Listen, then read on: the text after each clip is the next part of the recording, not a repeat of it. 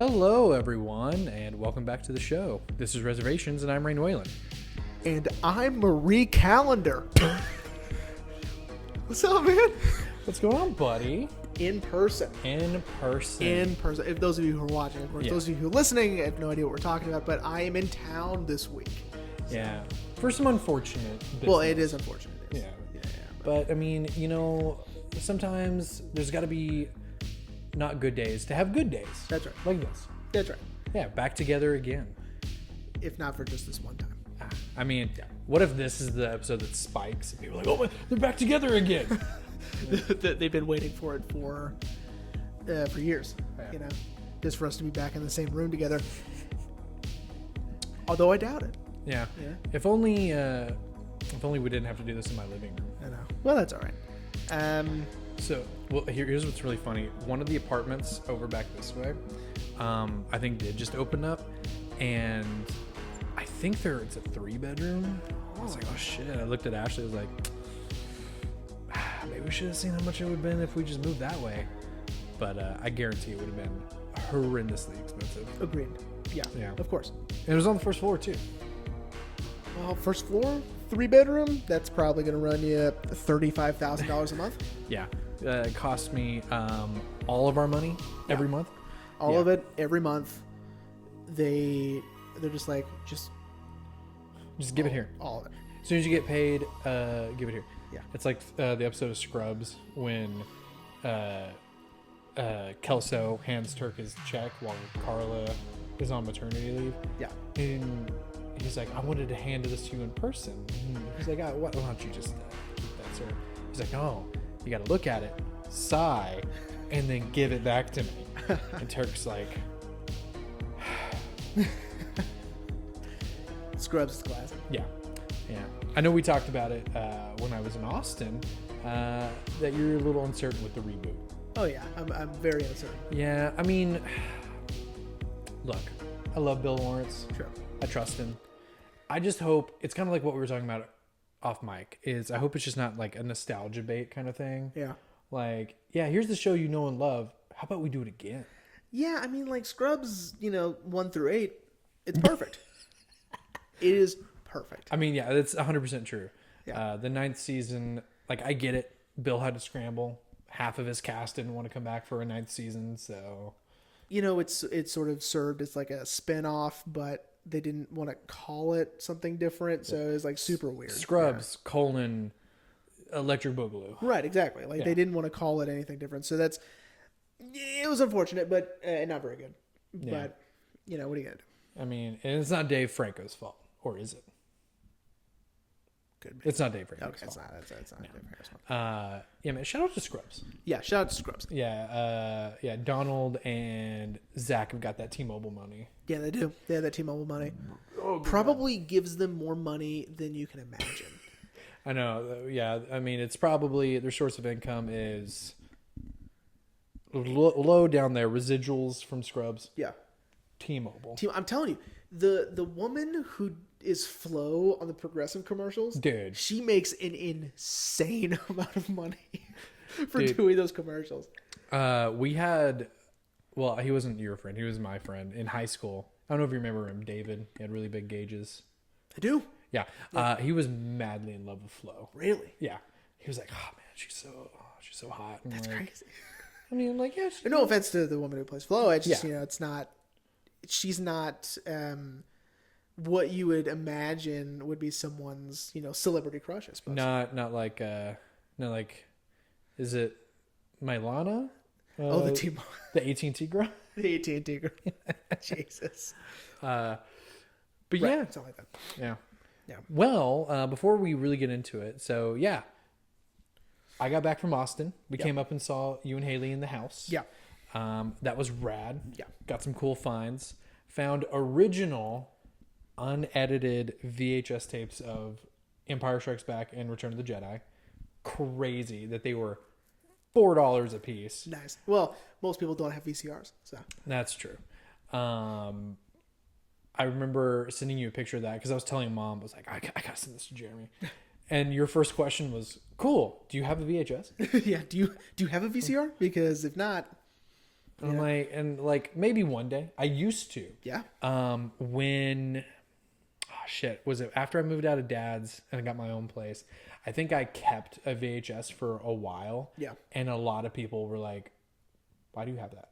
I'm like, because I have the trilogy over there. Of course, it was the edited versions, Right. but I was like, because I want to put on Star Wars. Yeah. And I had the Blues Brothers on VHS that I stole from my granddad. Yeah, but I don't have that anymore. Classic. I don't know where I'd put it now.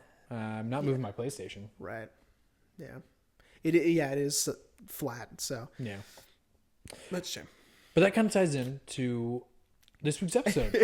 You know what? It kind of does. Well, I'm going to be real. So we're talking about Richard Linklater's directorial debut, Slacker. This was the first watch for me. Yeah, me too. I think mom got me this. And if anyone forgot, I know Zach, you didn't. I'm talking about movies that are in my personal criterion. Slacker was on that list, but yeah, I think mom got me this copy, and Scott was just like, yeah, like he filmed it all over Austin. I was like, oh, that's what's up. Yeah. I'm just gonna say it right now. I have interacted with some of these people, not the actual person itself, but like the person they're representing. I was like, oh fuck, like I've kind of interacted with these people. Yeah. Yeah. Yeah. So it's first watch for you. Yeah. Why hadn't you seen it? I'm just gonna call you out right now. Sure. I'm I love Richard Linklater. It was my pick to do the Before trilogy all those years ago. Yeah. I thought Boyhood was a masterpiece. I think, Everybody Wants Some is like the perfect hangout movie. I really like School of Rock. I remember liking Bad News Bears, the remake of Bad News Bears. I forgot he did that. Yeah. The Scanner Darkly, I think, is so cool. Again, he's a really versatile filmmaker. I just, this was just one of those where I was worried I wasn't going to like it. I was worried that the non-narrative structure was going to lose me, right? Because I knew, like, a little bit about it. I knew that it was, shot all over Austin, but there's not really a through-line story. This is just people talking, Yeah. and I mean, which usually is something I'd be into, but I was just like, I don't know, maybe not this time or whatever, but this time, we had to, Yeah. or else, I assume, I don't know, Or else Zach and our two fans would have rioted. that's right, and I gotta tell you, I really enjoyed it, So did I. and I was very surprised that I really enjoyed it. Even while watching it, I was like, I'm liking this, and I don't know why I'm liking this, because it's so bizarre, and Richard Linklater has written every person to wax poetic and be philosophical and be analytical, and that's sort of weird, right? That everyone is sort of like this bohemian hippie, basically. But of course, maybe that's how 1989 Austin was. I don't know. I wasn't there. But I loved how he was able to just go from story to story. I liked how in the very first one, besides Linklater's intro, that he was able to tell a story with pretty much just visual language. Like, when he hit his mom with the car, at first you're sort of like, the way Linklater reacts to it, it's sort of like, oh, is this supposed to be sort of surreal because he's not panicking or anything? Yeah. You know what I mean? No one's panicking. Yeah, no one's worried or upset or anything. If anything, they're upset that it's sort of in the way. Inconveniencing. Yeah, it's inconveniencing their routine or whatever they're doing. But it turns out that might just be like acting choices. But I like how we were able to discern that, okay, this kid hit her. Okay, he lives really close by. Oh my God, I think it might be his mom. Oh my God, it is his mom. He did it for some sort of ritual. Like it was very cool. And I really like that. And then the whole movie throughout, from then on is just so. It flows very well. It's very bizarre, and it feels like I'm just going around Austin eavesdropping on people talking. Yeah. In Austin, yeah. Yeah. Just like last week, everyone, there's not really going to be a synopsis. How could you? I was thinking about like how you were going to do it. Honestly, I mean, this is our fourth movie this season that doesn't really have a plot. Yeah. I mean, I feel like this one does, but it doesn't. But Sure. yeah, no, the whole film, I guess if I were to give a synopsis, would be just using the language in the synopsis, like on IMDb, is just we're following these very unique and eccentric misfits throughout Austin and over the course of one day. Yeah. That's the movie. Yeah. But yeah, you're right. I didn't really know what to expect. Even when I read the back of my Criterion before I put it in, I was like, okay, but there's a plot, right? And then like put it on Linklater's The First Story. And I was like, okay. Like, so we're going to follow Richard. Okay. And then as soon as we go to that kid, I'm like, wait, what's happening? And then literally by the time of the guitar player, I figured it out. Okay. So the third story we're following. Uh-huh. Like, I even ran into the bedroom. Ashley was watching one of her crime shows, and I was like, oh my God, I figured it out. And she's like, figured what out? I was like, the plot or the lack thereof. And she was like, cool. I'm like, yeah. It is cool. Actually, it's really cool. Like, we're following these people, and it's going from one character to the next. And she was like, that's cool, babe. And I was like, cool. I'm gonna go back and watch it and finish watching it. But yeah, because I really liked.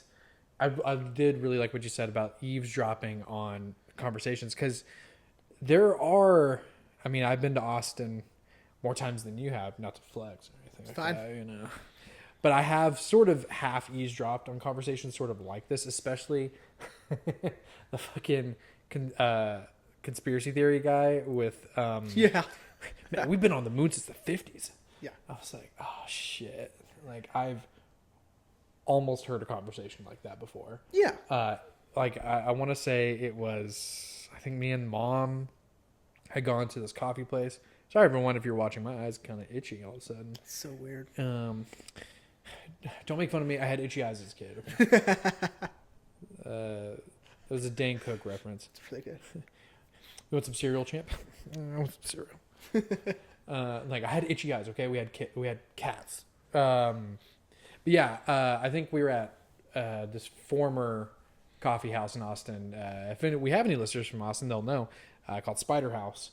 So cool. I don't think it exists. Sounds cool. I don't think it exists anymore. That's a shame. Which is a point I'm going to get to later.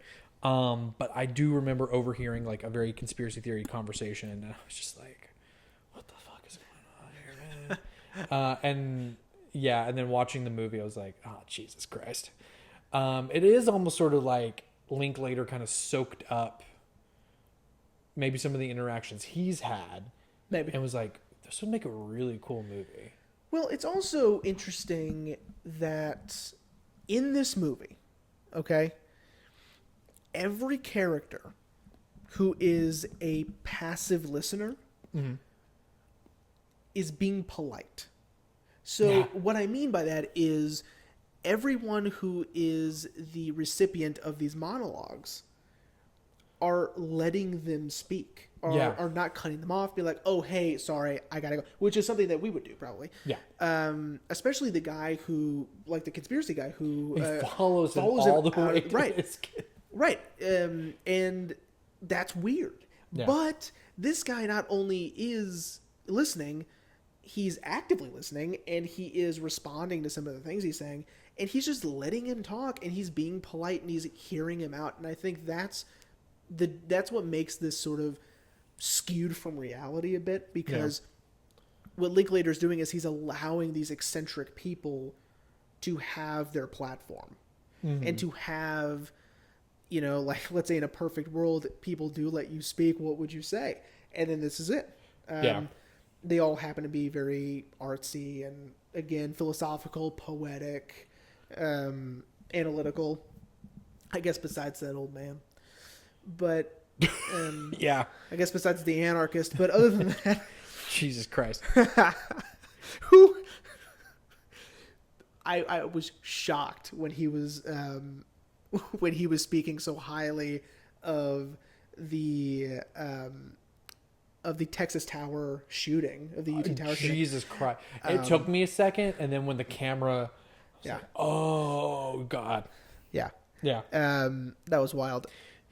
this whole, my fucking wife. It was He crazy. was so mad.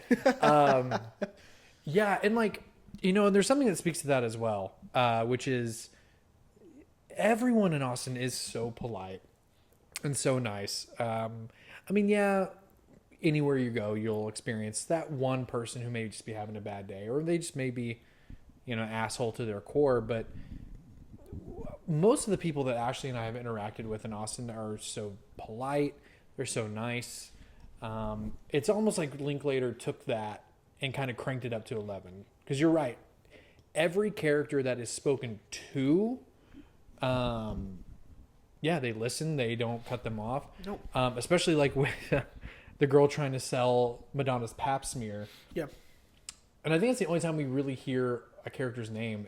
Stephanie, the girl the guy had stopped. Stephanie was just passing by. Yeah.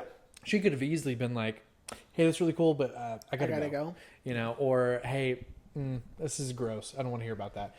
But she stood there and was just like, well, I'm not really interested, but good luck. And I'm just like, yeah. So I dude, again, man, you're cranking them out. I do agree with the Linklater's like, if a perfect world, would people just let people speak? Yeah, if people let people talk, and if people were polite enough to invite a conversation that's being pressed upon them, what would it be like? And of course, in this world, in this, I don't know.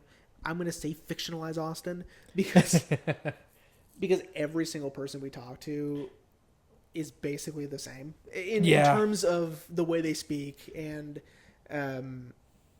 how interested they are in analyzing existence and certain things in life in general.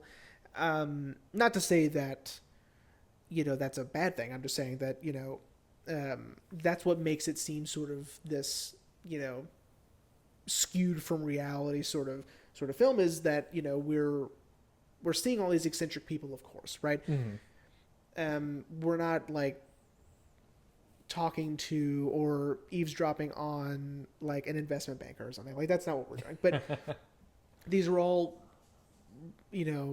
relatively, they're mostly like college aged kids that are just trying to figure things out, which is where Linklater was at this time. Yeah. Just a kid trying to figure stuff out.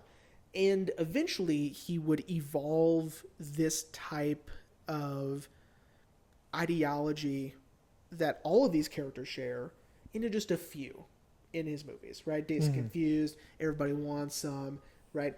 Even the Before trilogy. I mean, all their conversations are like this.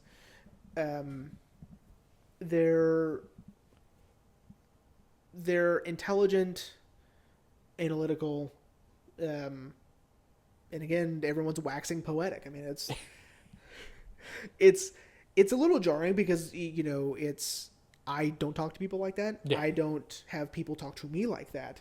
So it is really interesting. But again, I enjoyed it. I enjoyed the flow of the language. I enjoyed just everyone is so confident in what they're saying. It's almost like everyone prepared a monologue for that day. Yeah. Yeah. Everyone sat down at their vintage desk and was like, exactly. What? Of course. On their Underwood typewriter. And yeah. Man. Have we haven't done Dazed and Confused, have we? No. That movie should win Best Picture. I fucking love Dazed and Confused. It's so good. Even though I'm almost 100% sure that one of the nightclubs is the nightclub that they're standing in front of, where McConaughey is standing in front of in Dazed and Confused. Oh, like when we first meet McConaughey? Uh-huh. I'm almost positive, but I could be wrong. It just looked familiar. Maybe. But maybe it's not. I don't know.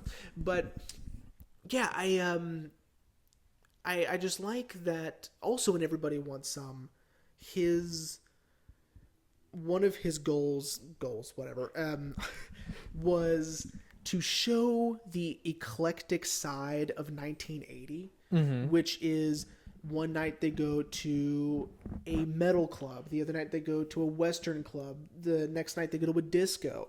It's the merging of all of these subcultures together, that they all existed at the same time. Disco was still relatively relevant. Metal was getting popular. It's Texas, so there's going to be a Western bar, right? Yeah.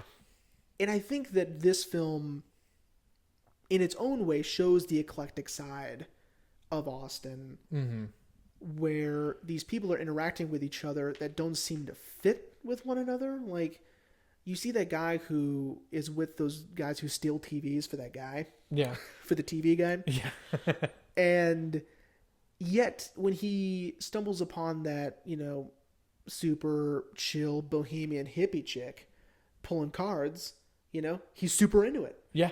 And he didn't look like he would be. Yeah. Yeah. He even was like, well, can I pull another card? Yeah. And like, super cool. Yeah. And, this brings up to a point that I wanted to bring up, which is this movie, and I'm sure I've mentioned it on the show before about a movie. Sorry.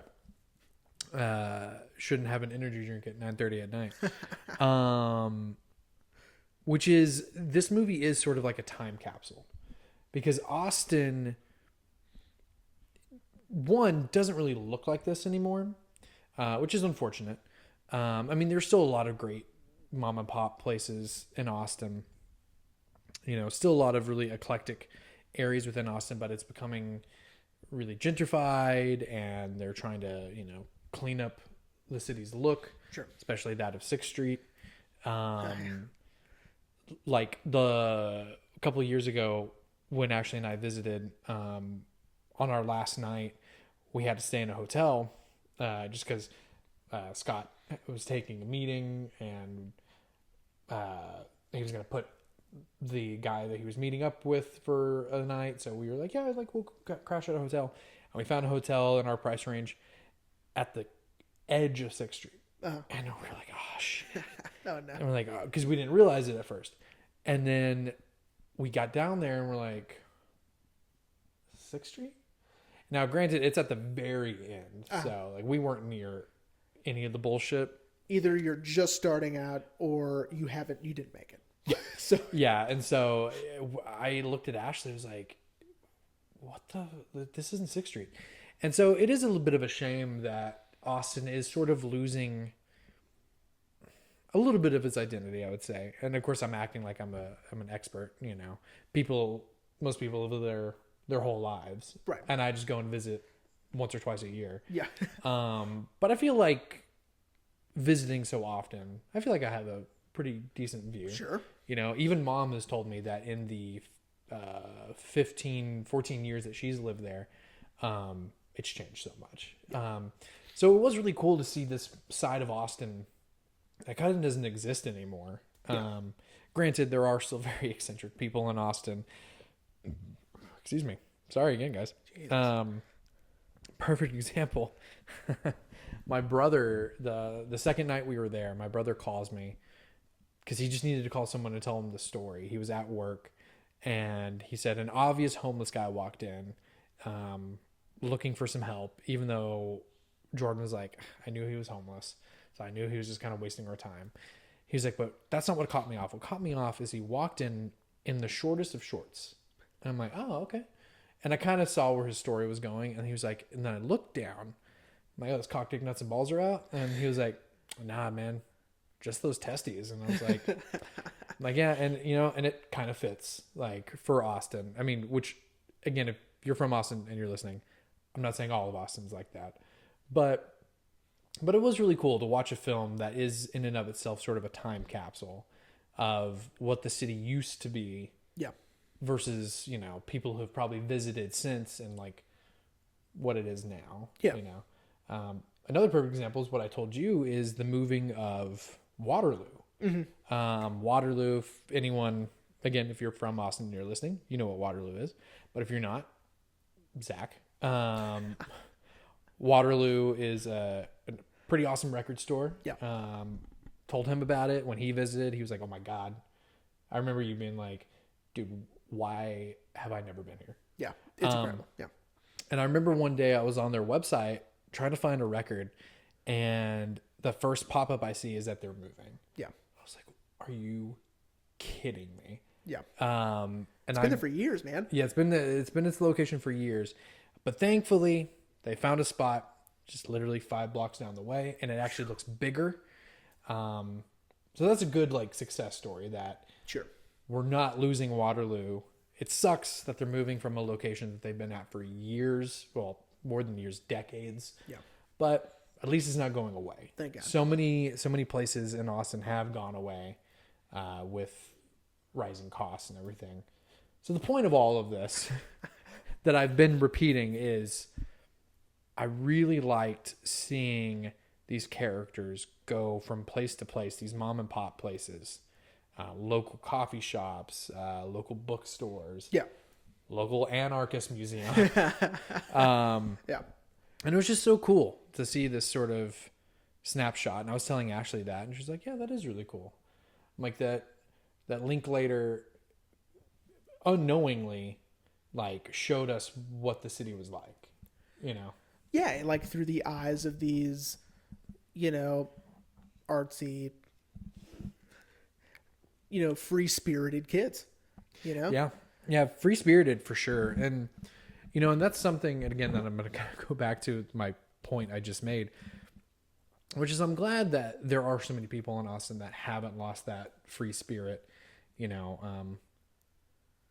like my tattoo artist that has tattooed you. Yeah. Aaron, if you're listening, I would love if you are. I don't think you are. I don't think I've ever told Aaron what the show is called. Well, yeah. I think he knows we have a podcast, but I don't think I've ever told him what the show is called. Yeah. But if you are listening, Aaron, shout out. Thanks for the new ink. But Aaron, I love talking to Aaron about everything. And I told you this when we were visiting, but he asked me the coolest question while he was tattooing me. He was like, "Hey man, so like, what's bringing you joy lately?" And like, that's just such a cool way to ask me essentially, how am I doing? Right. And I think it's so cool that even from this movie to now, and as I was just talking about all the changes that have been happening in Austin, there is sort of still that free spirit mentality that Linklater for sure captured. Yeah. Yeah. Yeah.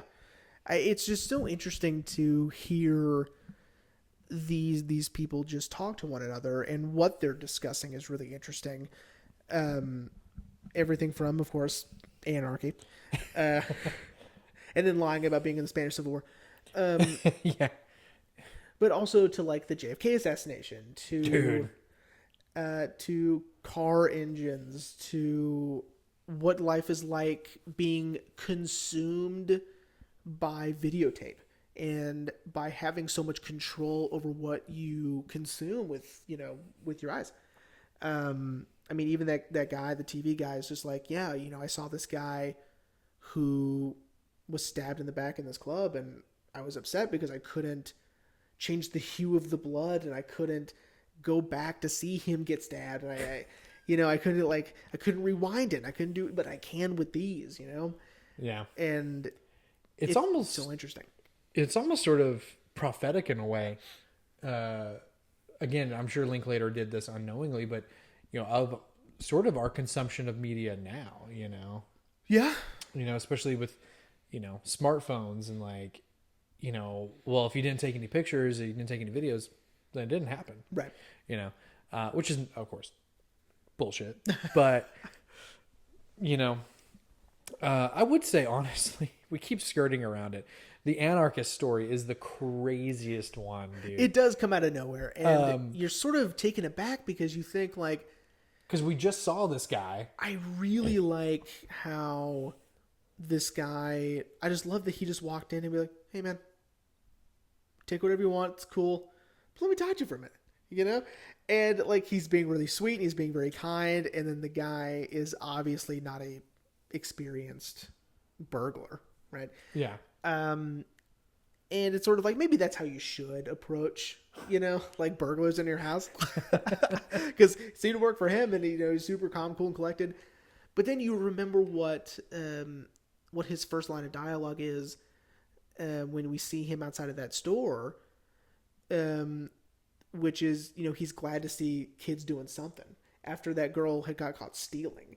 And you're like, well, that makes way more sense now that, of course he would be okay with stealing. Yeah. Yeah, dude. It's like, oh my God.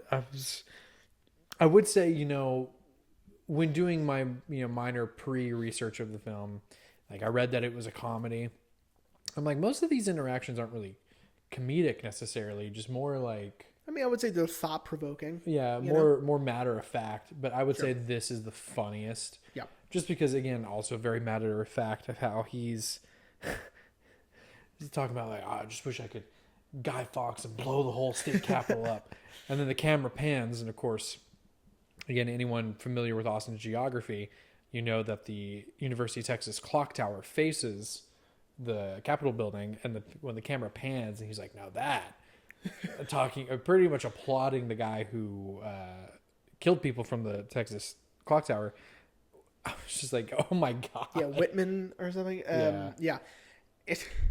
And I was familiar with the story, and so as soon as he started talking about it, the reason, by the way, that I recognized his name, and I think the only reason why I know that guy's name in the first place was, of course, I'd heard the story from, like, whatever. Like, we live in Texas, so we heard the story. Yeah. But it was in Full Metal Jacket when the drill sergeant is talking about, all the greatest riflemen in history, and he's one of them, and Lee Harvey Oswald was one of them, and he was just naming off like mass shooters and, like, assassins. Jesus Christ. Dude, and then, it's funny you bring that up, because then, again, with that guy with the JFK stuff, dude, which also, Keegan, if you're listening, shout out to Keegan. Dude, this guy would have ran laps around us during your bachelor party with the book depository, dude. I was like, Jesus Christ, I didn't think about that. Yeah. Like, even though I'm like, this is very obvious, just like conspiracy theories. Yeah. I was just like, but man, makes sense. Like him being like, yeah, Jack Ruby killed him. Yeah. Like, and again, it's so just very matter of fact how everyone is just speaking. Yes, and he is so confident in what he's saying. Everyone is so confident in what they're saying. She is being so polite. I know. This was, I think, when I first, obviously the generalized conspiracy theorist coming out of the coffee shop with that guy. There I was kind of like, I don't know why he's just allowing this to happen. But this was really where it like hit me, where it's like people are just letting people talk, Yeah. People are, and also she is being an active participant in this conversation, which I thought was really polite and very sweet. But I don't think that's the point. I don't think it's... I think I'm mean, because... That's just the nice thing to do, is let people talk. Of course. Well, I mean, no, I get what you're saying too. Because, but I probably... Or it could just be like a major cultural shift within, however many years it's been since 1989. Yeah. That maybe people were more likely to, Let's see. That was... Hang on. Shut up. Let me do math.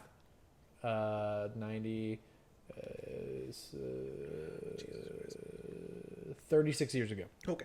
I guess it's possible. But see, I'm nice. I would probably have humored him for like maybe a little bit. Then once he started getting into it, I've been like, oh, well, hey man, that's cool, but I gotta go. Like, man, I gotta. And she kind of did, Cause yeah, she like, said I haven't even read this book. Because he thought she had read it, and that's why she picked it up. Right. And then that's when she was like, oh, well, I was just looking. Yeah. So, like, puts it back. Which is so crazy. I did want to bring up that Linklater almost also puts a lot of these characters in these sort of extreme situations right after something really extreme just happened. Mm-hmm. It's like with that girl, for instance, that, like, her boyfriend, pretty much, to use a modern term, pretty much outed himself as an incel. I was like, oh my God, what a terrible human being. And the fact that he wouldn't let her just like be alone. Like, oh, come on, like, there's another showing in 2 hours. Like, here, you go do that, and like, we'll go see the movie. And I'm like, dude, you just pretty much insulted her intelligence, and like, you still want to go see this movie with her. But then like, then this poor girl goes from that guy to this guy. Yeah. Yeah. So it does seem to like Linklater is also like, well, almost like that's the through line. Like, we're going to follow this character from this extreme situation to this extreme situation. Yeah, and he may not even see them as extreme situations, Maybe. right? Like, again, I kind of like the juxtaposition between these characters, because anytime we're having these interactions, most of the time it's with sort of opposites, right? Except for, like the guys working on the car, right? It only becomes that opposites thing when the JFK guy shows up, talks to him for a little bit. He obviously knows who they are. They know who he is. But here's the part that made me sort of perk up a little bit, is when he leaves, they don't make fun of him when he leaves. Yeah. And I was waiting for it. I was waiting for them to be like, man, that guy's crazy. Yeah, especially when he's like, the JFK guy's bragging about like, yeah, I got some conspiracy theory stuff, like, not a big deal. Yeah. Yeah, I kind of was also expecting like he's gonna walk away and they're gonna be like, man, what a fucking loser. Yeah, what a loser, what a weirdo, whatever. They don't. It's almost like he left and no longer exists. Or he left and it's just like it's another Tuesday. Tuesday. Not weird to them, Yeah. right? None of this is weird to anybody. I think that's incredible, right? Yeah. It's sort of sweet. I think this movie is sort of sweet because it's sort of an acceptance of everybody. Yeah. Right? This movie accepts everybody. And I think Linklater is so good at this, especially with Dazed and Confused and Everybody Wants Some, where, by the way, Everybody Wants Some, 2 exclamation points. I don't like that. But anyway, that's a little crazy. But... well, and it's a spiritual sequel to Dazed and Confused. We have these characters that look like they shouldn't be friends. But they are. And they're friends. Yeah. Right? Everybody gets along with everybody. Everybody includes everybody. No one is ostracized for, their hobbies or their aesthetic, their clothes, their whatever. Like, that's not... You know what I mean? Like, those grease monkeys pick up that hitchhiker. Yeah. You know what I mean? Who just got out of prison. Yeah. Who gives such an awful statement to that camera. Yeah. Interview over. And they're just like, okay. And it's just interesting. They don't look like they would be so free-spirited to pick up somebody. Yeah. Right? For fun. And then talk to them for a little bit. And, of course, be active in the conversations. That's what's so interesting about this movie. And...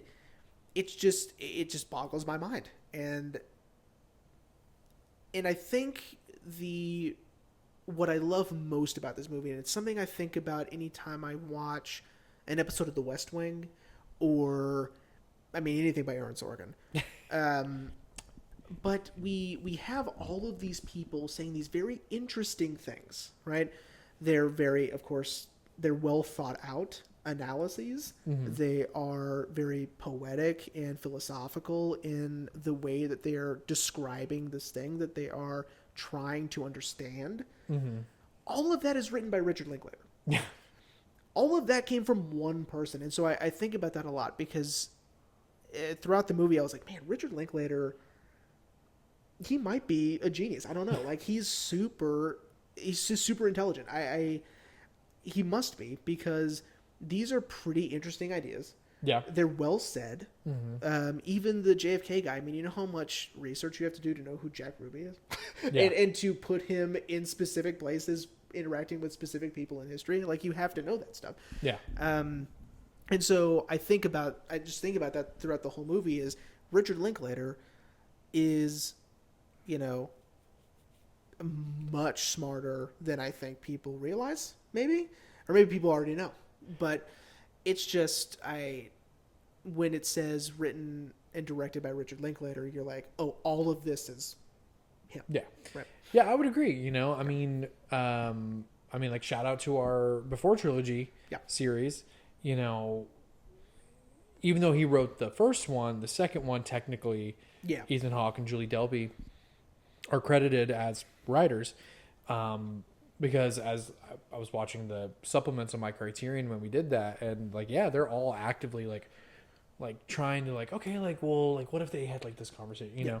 And so it is really interesting to see a movie like this where it's all Linklater. Yeah. Well, and it could be maybe these guys really did, you know, put in their 2 cents about what they wanted to talk about and what they're interested in. It didn't seem. At times, it didn't seem very important what they were saying in the context of the movie. I mean, they could have been talking about anything, as long as I guess it was interesting or, you know, whatever. Like these guys were talking about the differences in the ideological and societal differences between the Smurfs and Scooby-Doo. Oh yeah, you know, and, which I thought was really interesting. And like to put it in that context with they could have been talking about anything. Yeah. Right. So I'm wondering if they're like, hey, I have this wacky theory about Scooby-Doo.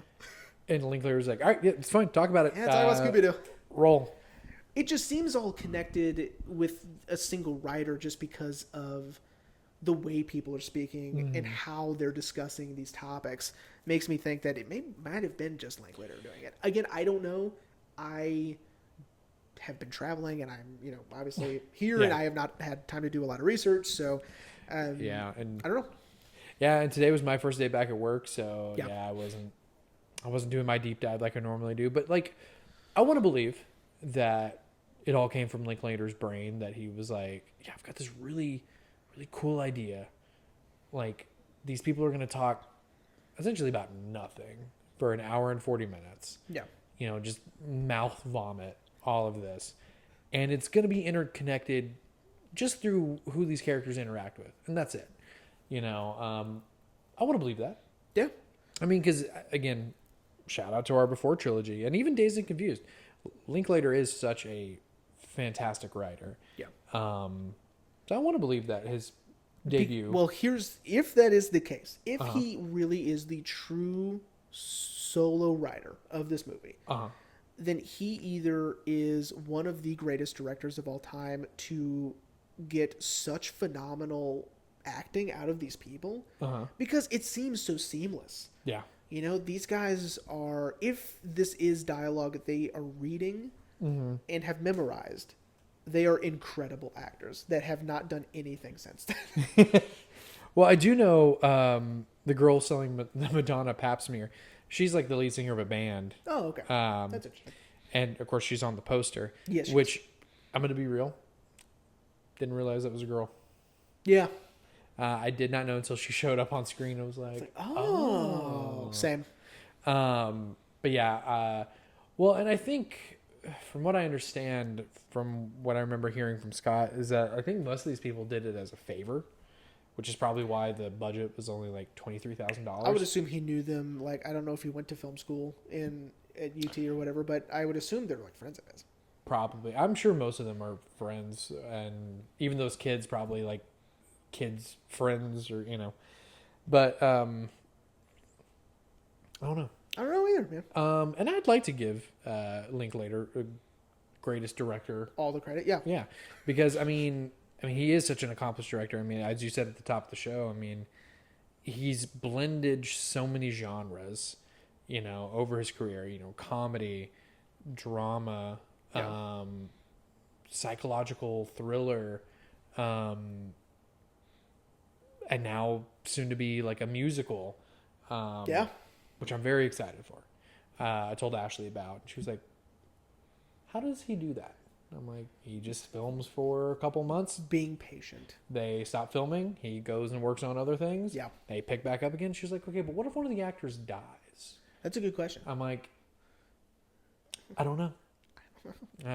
I would like to think, okay, this is obviously has nothing to do with Slacker, but I'd like to think that he maybe they have understudies like in theater, and he films he films something with the understudies, and then he can piece them in if someone dies. That would also be genius level thinking. That's some like 4D level chess that he would be doing. I know, like, okay, not only am I going to film these scenes with my main actors, you guys can fuck off. We already filmed everything. All right, now I'm going to film everything with you guys. Yeah. You guys are my B team, and you guys are going to do this same scene, and then if anything were to happen, exactly like that, I can splice everybody in. Yeah, that would be genius level thing from the beginning. You know what I mean? Yeah. That way, whatever. I don't think he does though. No, that's not. I think that would. I'm sure when he has to pitch like Boyhood and Merrily We Roll Along to a studio, I'm sure he has to be like, look, like this is going to cost y'all money because we're going to have to stop production and then pick it back up again and stop it. And, so I'm sure he had to convince them. Like, well, we have a while for Merrily. I know, because they had to stop due to the SAG-AFTRA strike. That's a shame. But they're back up and going again. Well, yeah, but still, I think we have 20 years left. Yeah, they said it was going to take them 17 years to film the whole movie. Damn it, dude. And here's what's even crazier. Hey, sorry, everyone. We'll get back to Slacker. It's still Linklater related. Yeah, it's still Linklater related. It's not like off topic. Here's what's crazy. Is Merrily We Roll Along is told in reverse chronological order. Oh, interesting. So they're filming everything at the end right now. And then 17 years in the future is when they're going to be filming the beginning of the movie, which is crazy, which is also insane to think about that this was a stage play. So how did they pull that off? Oh, I don't know. That's a good question. I've never thought about it. Get Radcliffe on the phone. Yeah, I'll get Radcliffe, or I'll get a Groff on the phone. Dude, I love Jonathan Groff. Yeah, who doesn't? Okay, so back to Slacker. Here's a question for you, buddy. Sure. I know we both didn't do much research. No. Do you know why it's called Slacker?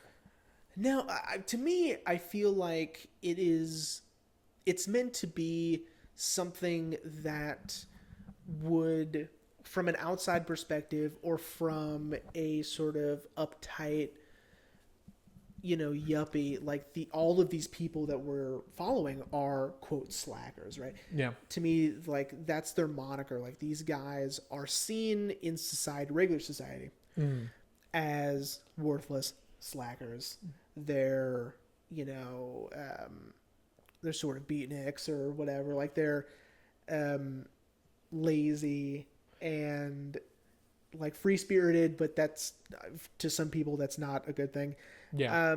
But I think this is kind of taking that back, and it's like, yeah, we're slackers, but here's what these slackers are doing. Here's how they think. Here's how they view the world and society and everything around it.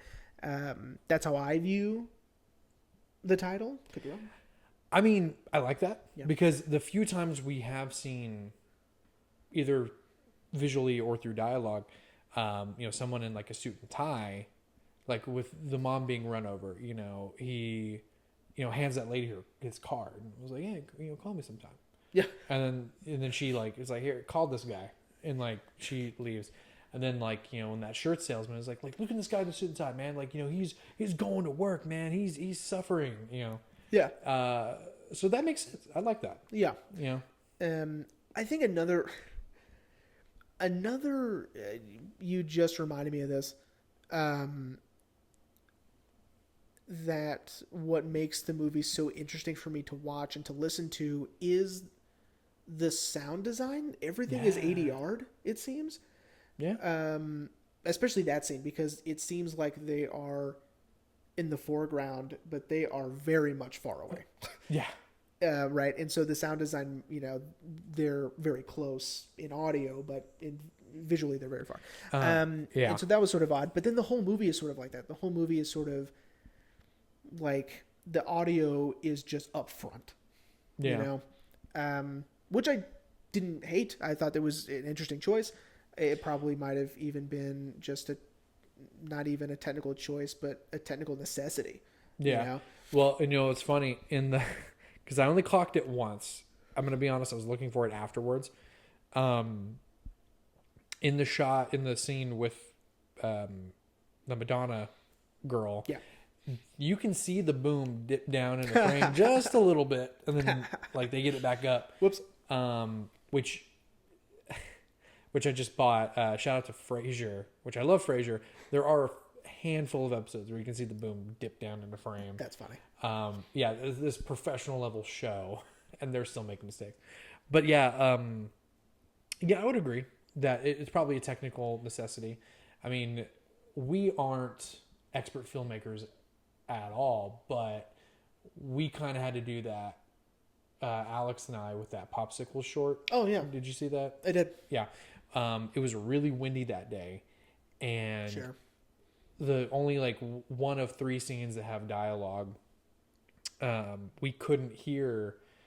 I can't remember his name. Oof. I think it's Seth. Hopefully he doesn't listen. Seth. I know you're not Seth. Hopefully, Future End will put your real name up, yeah. or correct me, or just leave me hanging like that. Yep. But we couldn't hear him on the microphone that Alex had on his camera, so we had to mic him up. Mm-hmm. And when you watch that scene, you can clearly hear his audio way better than anyone else's.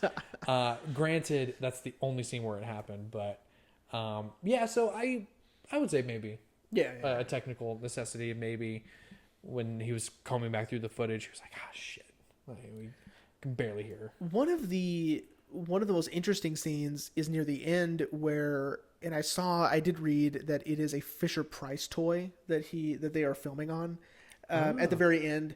Well, not the very, very end, but where they're at that club, and it's super weird. When it's like the night vision. Yeah, it's like this weird black and white night vision thing. Yeah, it's a Fisher-Price toy. That's kind of cool. That you can like record on, and I thought that was super weird, and interesting, and it made sense with whom we're following at that time. But if I still had my tripod and we weren't having to film this on my computer, maybe this would have been the prime opportunity to use that VHS filter I have camera on my phone. That would have been really cool. That would have been cool to film this whole episode. Because I pitched that to you before y'all moved. I was like, dude, we should use that one time. Yeah. And you're like, well, it has to make sense. Yeah. Can't just do it for no reason. Yeah. And this would be the perfect This time. would have been the perfect time. Yeah, but oh well. Damn it. Oh well. Maybe, I don't know, maybe I can find a filter. Future Rain can find a filter. Probably not. Probably not. But yeah, well, and speaking of that, I do want to talk about, I love the camera in the film. Like, was it an 8mm or 60mm? I don't know. It looked pretty... Okay. Confession time. I watched it on my phone. So, yeah, I mean, Hey, we've said it before. Watch movies the way you want to watch them. However you can. In this case, I hadn't planned on it. I brought the Blu-ray with me. But it's just like I didn't have time. And I wasn't near a place to have a Blu-ray player. So thank God for HBO Max. All right. And it's called HBO Max now. Yeah, it's called HBO Max now. If you call it Max, someone will show up and correct you. That's right. The cast of The White Lotus will knock on your door and be like, it's actually HBO Max now. Walton Goggins. Dude, if he shows up at my front door, I'm like, oh my, Walton Goggins. Well, I'm like, oh God, why are you here? But, and so I had to watch it on my phone while they slept next to me.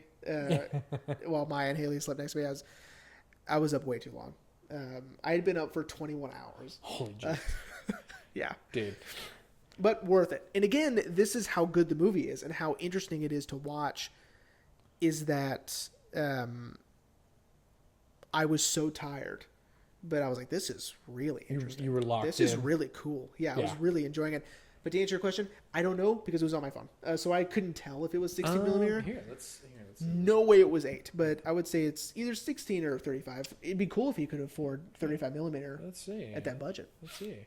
Yeah, everyone's actually going to see me on my phone right now. Oops. Oh, well, it's fine. Is it? If we had an intern to we don't have any interns. Us, we're the interns. Because interns don't get paid, so we must be the interns. Oh, shit. Well, it included Woodstock, which was shot on 16 millimeter. Interesting. Curious how you looked this up, but don't know. I'm on the Criterion. Oh, okay. Yes, it was shot on 16 millimeter? Yeah. That makes sense. Because, what's interesting about 16 is... As we learned from Ryan Coogler. Is that it's not so bad.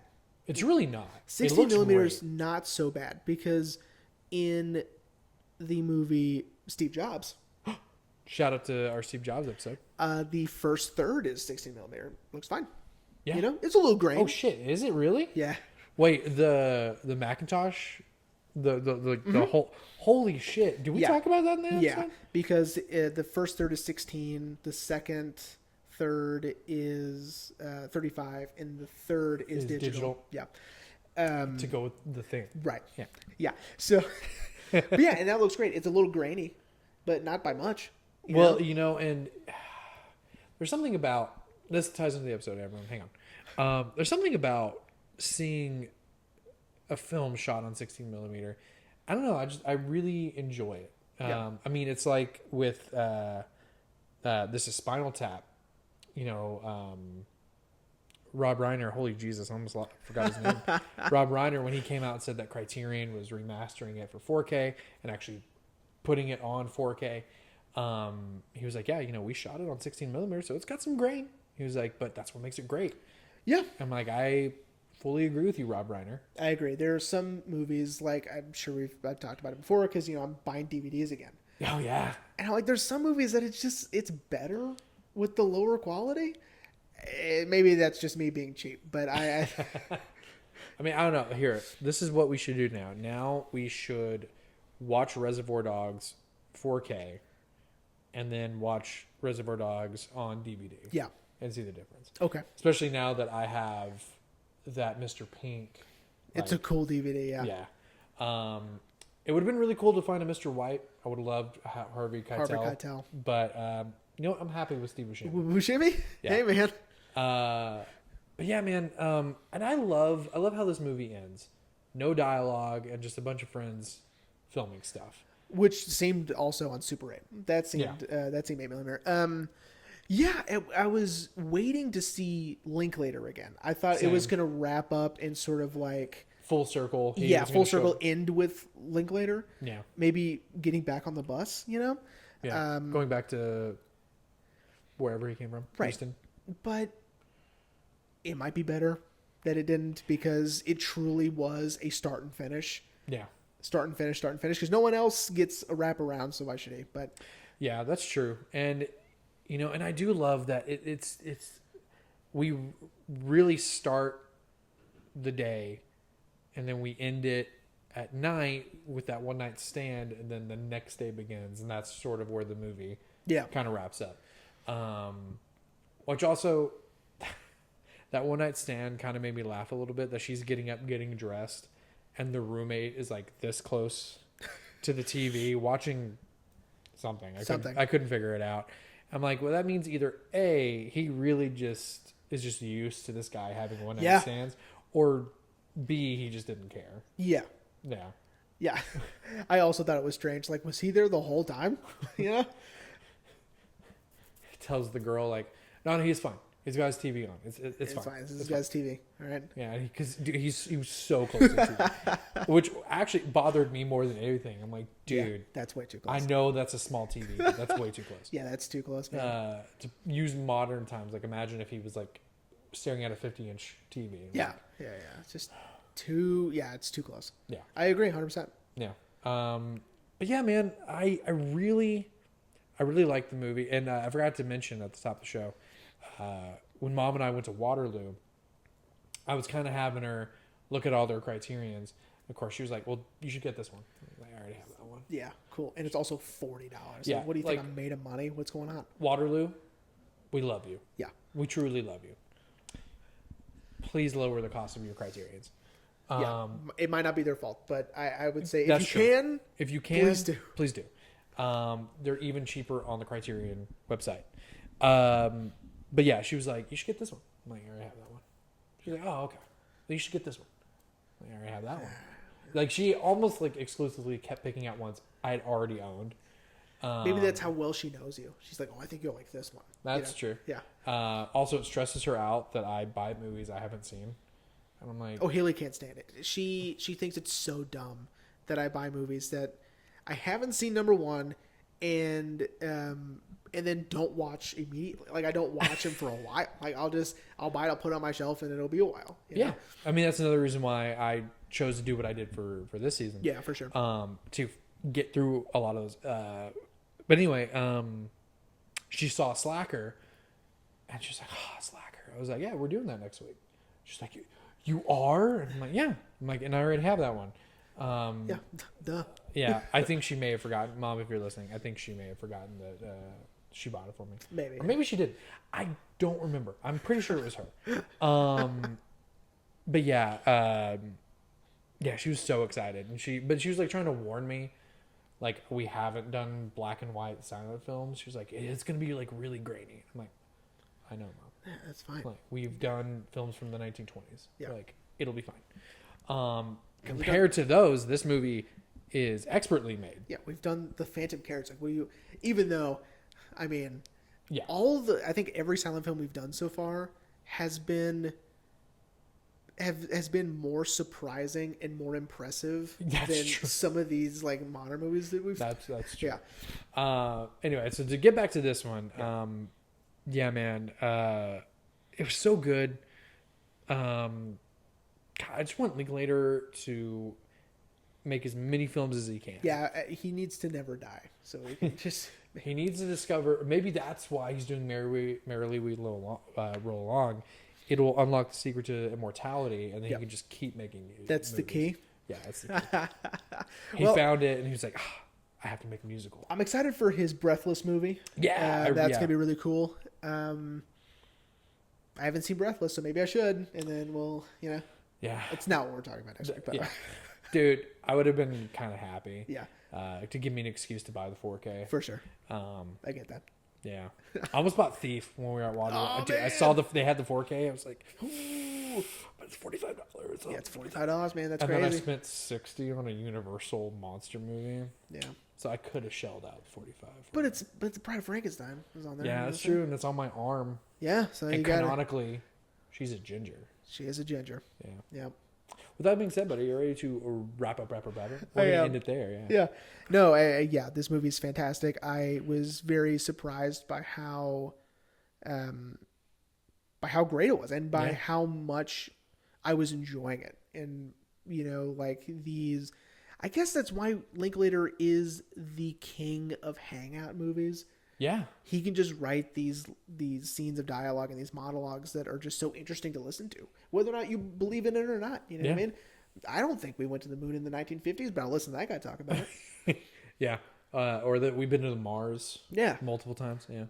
Also, we forgot to mention, I just wanted to point out that he hangs around for a little bit longer. Yeah. I'm just going to scope it out, make sure we weren't followed. And then he targets that couple. Yeah. And thank God they're like, oh, well, we're just going home. I would say that's the one mean person. Like, oh, well, we're home. Oh, you're home? Oh, okay. Dude, I was like, I swear to God, even though nothing was really annoying, but I was like, if we hear another fucking speech about... It was a long speech. Yeah. And again, that's why if these are... It's all Linklater. If these are full monologues that they had to memorize, unbelievable. Yeah. Why hasn't Linklater gotten an Academy Award? Exactly. Yeah. Yeah. All right, buddy. Well, so what are we talking about next week? Which, unfortunately, we won't be back in person. No. I will be back home next week. So I got really excited. Okay. And I've already pitched it to you, so you technically, in your lizard brain, already know. So next week, we are discussing something, a genre that I really enjoy. That there's just something about it. I think it's just, maybe it's the dialogue, maybe it's just the content, or like the plots, or just the overall theme of the whatever. I don't know. I love them.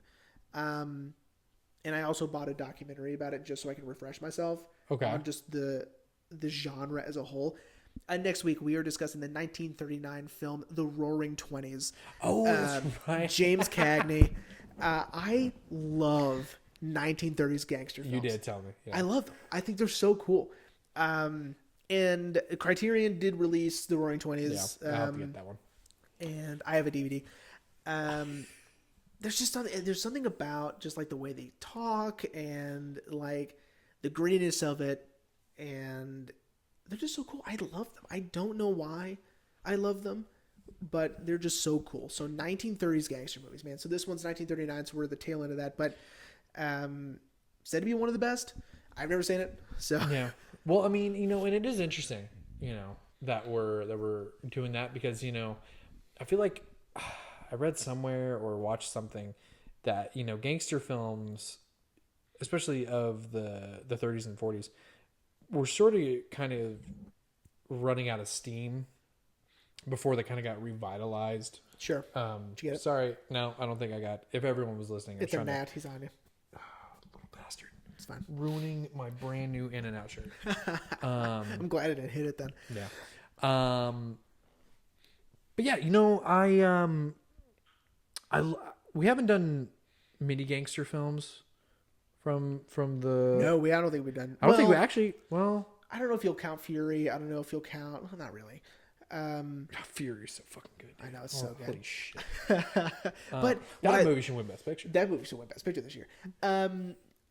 What I love about 30s cinema in general is that it's all escapism, basically. So you have like the Fred Astaire, Ginger Rogers films, you have the Universal monster movies, you have these gangster films. They're all escapism because of the Great Depression. Yeah. And if you want to, like, especially with the gangster film, like, you want to see people that are bucking against society, are self-made, are making something of themselves through violence, of course. Yeah. But still, it's thrilling and it's exciting. Yeah. Edward G. Robinson, a big component of these films. James Cagney, of course, and Humphrey Bogart. I think Humphrey Bogart is in The Roaring Twenties as well. That's what's up. With James Cagney, yeah. That's what's up. Cool, man. Yeah. You did tell me. Literally, as you were giving me Blu-rays to take home with me, that were not any of the movie. No, coincidentally. You were like, like, I'm getting really into 1930s gangster films. I'm like, oh, that's what's up. Yeah, I watched a documentary on it years ago. It came with my my Goodfellas like deluxe Blu-ray. It was like in a book, Oh, that's cool. And it's called Public Enemies, and it came with this documentary. It was not so the movie cool. Not the movie with Johnny Depp. Yeah. Although it's very good. I do recommend watching the movie. But this Public Enemies, the golden era of gangster films. And it goes through the history of like starting with Little Caesar and Scarface, Public Enemy, and what it meant in the context of the time and the Great Depression and why that matters and all that. It's very interesting. So I'm going to watch it again after I watch this. And we'll talk about 1930s gangster films. Cool. Yeah. Cool, man. I'm excited. Yeah, me too. Yeah, and also, again, get a new Criterion for the shelf. Of course. All right, everyone. Well, we hope you enjoyed this episode on Slacker, and we will see you next week for the Roaring 20s.